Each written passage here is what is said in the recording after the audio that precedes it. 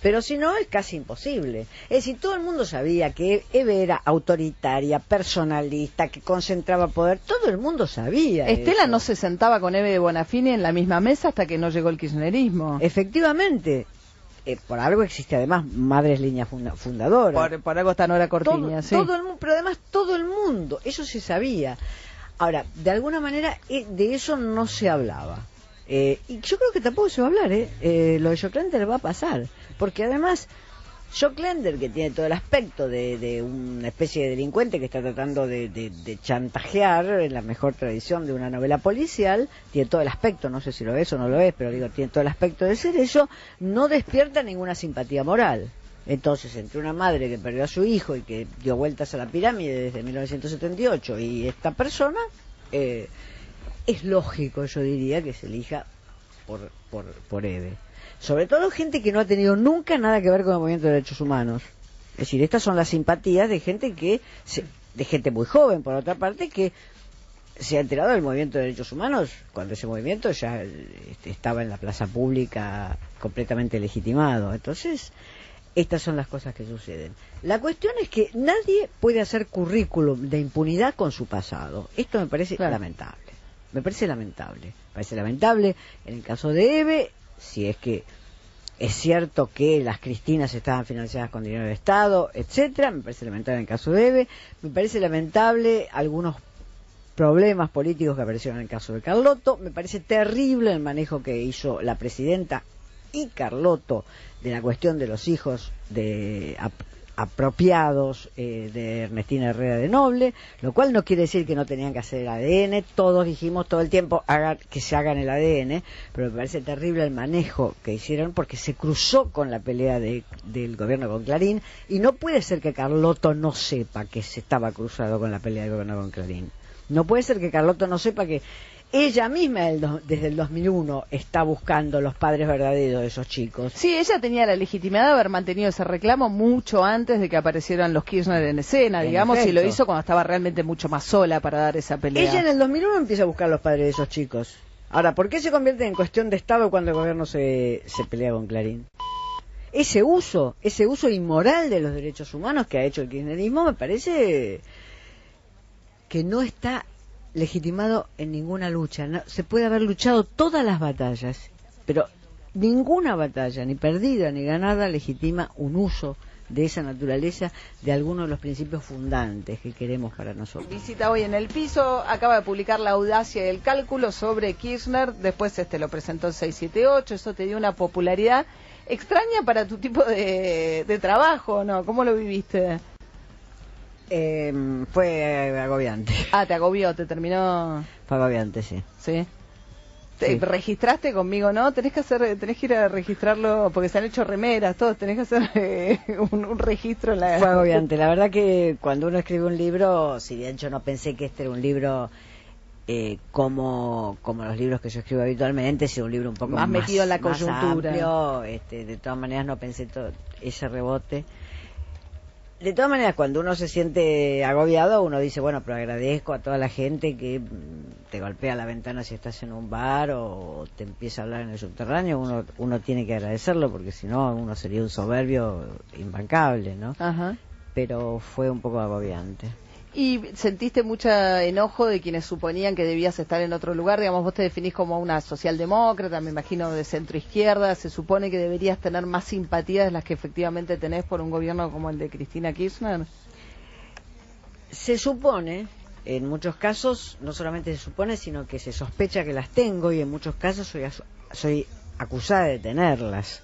Como una acusación, como claro. algo... en opositores que se sienten más opositores o depositarios del sacramento santo grial de la oposición, muchas veces soy acusada de tener simpatías por este gobierno, o sea que tengo una incómoda colocación en el medio, posiblemente porque además mantengo diálogo con quienes han sido intelectuales kirchneristas en este periodo, y antes eran intelectuales peronistas y antes estaban en la revista Unidos, etcétera. Mantengo un diálogo de respeto que creo que es mutuo, mutuo, Y por tanto muchas veces he sido indirectamente acusada de alguien que no es suficientemente firme como debería serlo con este gobierno. Siempre hay una especie de amperímetro de la oposición. Yo no, para los opositores que se consideran que manejan la aguja del amperímetro, yo no estoy bien, no tengo bien los números de esa aguja. Beatriz, vos hiciste un decálogo o nombraste algunas falencias del gobierno, marcabas casos muy concretos. ¿Qué es lo bueno del gobierno? ¿O por qué crees que la gente votó este gobierno, ese 50%? Por cosas que estoy segura que vamos a coincidir todos alrededor de esta mesa, se aumentó la inversión en educación, aunque la educación no haya aumentado su calidad. Son dos problemas diferentes, pero se aumentó la inversión en educación. Si voy a la parte científica, tiene un muy buen ministro de Ciencia y Técnica, el CONICET anda muy bien. Que para los científicos, y eso explica también por qué hay tantos académicos y científicos que se sienten reconocidos por el kirchnerismo. Docentes también. Cuando nosotros abríamos los teléfonos antes de las elecciones, la mayoría de los docentes que llamaban se manifestaban que iban a votar por el gobierno. Sí. Entonces, esto es así. Esto indica, si los docentes están tan contentos con el kirchnerismo, indica también que no ha comenzado un proceso de, digamos, de tomar en serio el problema de la educación en la Argentina, que implica una reforma del docente y de la profesión docente muy firme, que tiene que ser jerarquizada y tiene que tener muy buenos sueldos, pero que tiene que cambiar en su dinámica, digamos. Si no, no va a cambiar la educación. Pero la inversión en educación es muy fuerte. Después no hago sino repetir lo que uno escucha en los intendentes del Gran Buenos Aires. Hay quien dice: yo tengo 200.000 votantes en mi intendencia, en mi distrito, y tengo 35.000 jubilaciones de gente que no ha hecho aportes y que merece esa jubilación porque ha vivido una vida en negro. Y se los han dado. Y se lo han dado, y 25.000 planes universales. Esos planes universales uno debería hacer, los sacó por decreto para no reconocerle a la oposición ni una margarita, pero que el peronismo es mezquino en el reconocimiento a la oposición, ya lo sabemos. No, pero además ponele que hubiese salido por ley, yo supongo que el reconocimiento del que lo recibe, lo está recibiendo bajo este tiempo. Nosotras, yo puedo reparar lo mismo, me hubiese deseado una ley que sea universal, que quede amén del gobierno, que tiene más jerarquía que el decreto, todo, pero para el que lo recibe, digamos. Me parece que en ese tipo de necesidad tampoco juega si es decreto o es ley, ¿no? Sin duda. Después, ¿inflan los números de lo que construyeron en obra pública? Los inflan, pero para quien está al lado de una obra pública que se construyó, los números no están inflados, porque la gente no vive en estado de estadística. Fútbol para todos debe tener su valor, la ley de medios, la pelea contra Clarín, no sé si la ley de medios. La ley de medios en la pelea contra Clarín, me parece que hay un movimiento ahí de juventud que despertó. Ah, sí, en la juventud sí, en el movimiento de juventud sin duda. El otro no sé si ha llegado a conmover, pero entonces yo creo que hay datos materiales muy que uno puede apoyar y al mismo tiempo puede criticar toda la metodología con la cual se hicieron, y además puede criticar por qué están mal hechas algunas cosas. La asignación universal no es verdaderamente universal.